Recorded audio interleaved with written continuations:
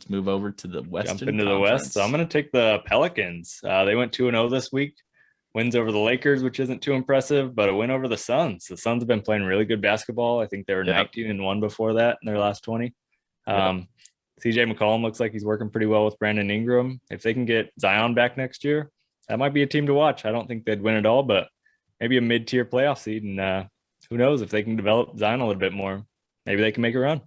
No, and with them starting to roll and CJ McCollum actually fitting in pretty quick there, they could shoot for an 8 seed this year. Don't think they do, or a 10 seed. Don't think they do too much, but you never know. They could get one of those playing games. Yeah, the LA teams in the play-in games right now aren't looking too good, so they could easily get the 8th or 7th seed and sneak in, maybe make a run against the Warriors or the Suns. Who knows? Yep. No, you never know. What about you, Sterling? Denver Nuggets won the last 6. Granted, 2 of those were against the Sacramento Kings. Yeah, I think just 2. But being able to watch them the last few games playing the Kings, I mean, they just look outstanding.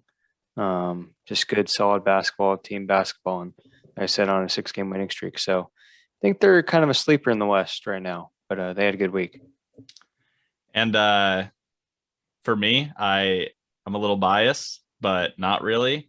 I had to go the Jazz. This was a huge week for them, not just as a fan, but if we're going just the past week, the 2 games they played, they beat the Mavs, which was huge because the Mavericks are right there with them.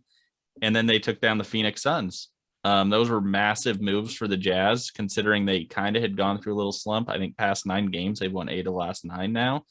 But the last 2 games, these were big in the Western Conference for them. So I got to throw them up for Western. Them Utah Jazz. Yeah, no, they look good. They're always a scary team when they're healthy.